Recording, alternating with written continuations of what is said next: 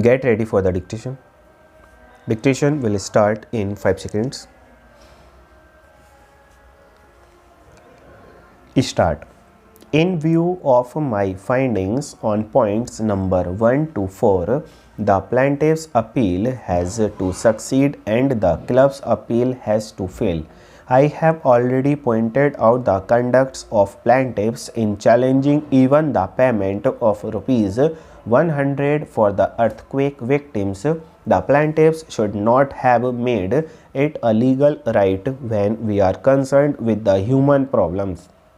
Even if the club has no right to demand such amount, the plaintiffs should have been graceful in paying that amount instead of making an issue in a court of law. As already stated, the National Sports Club is a prestigious institution of India and doing lot of good work in the field of sports. There is nothing to doubt the bona fides of the management in levying the sports development fee. They might have levied that fee with a larger interest to collect the funds for the club to expand its activities. It may be on a legal ground.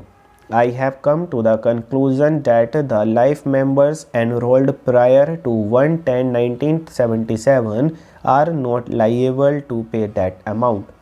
But the levy holds good as far as the good members of the club are concerned, and hence in these circumstances I feel that it is a fit case in which there should be no orders as to costs both in the appeal and in the suit. Then the plaintiff filed a suit to establish his right as an adopted son. There was plea of limitation. There was material to show that the defendant had denied the plaintiff's right of adoption orally on many occasions. Then again, the defendant had denied the plaintiff's adoption in mutation proceedings. Instead of that, the suit was not filed.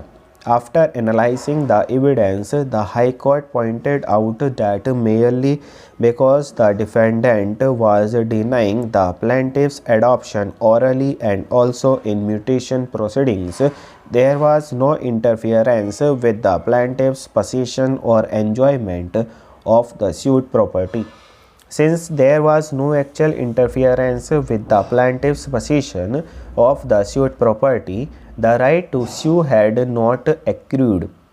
It is pointed out that in such a suit, right to sue accrues and time begins to only run when the adopted son's right has been infringed or there is an unequivocal threat of infringement of such right.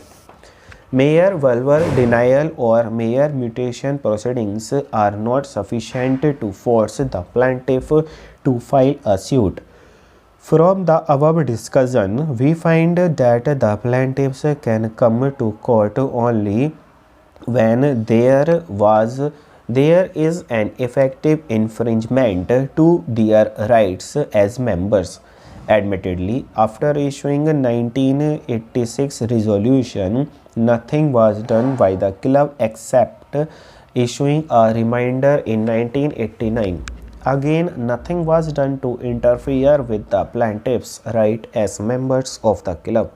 Therefore, for 10 years, the club took no action against the plaintiffs on the basis of resolution and the circulars of 1986 and 1989. It is only in 1995 they issued one more circular, which was replied by the plaintiff and for which the chairman sent a reply asserting that he would be constrained to take action if amount is not paid within 30 days. This the plaintiffs thought was an effective threat to their rights. Then I found that the first plaintiff's daughter was denied to identify their rights. Then I found the first plaintiff's daughter was denied the identity card and this is an immediate cause of action for the plaintiffs to rush to the court. Hence, in my view, the cause of action arose to the plaintiffs either in 1996 or latest by 1995 and not in 1986 or 1989 as contended on behalf of the club full stop.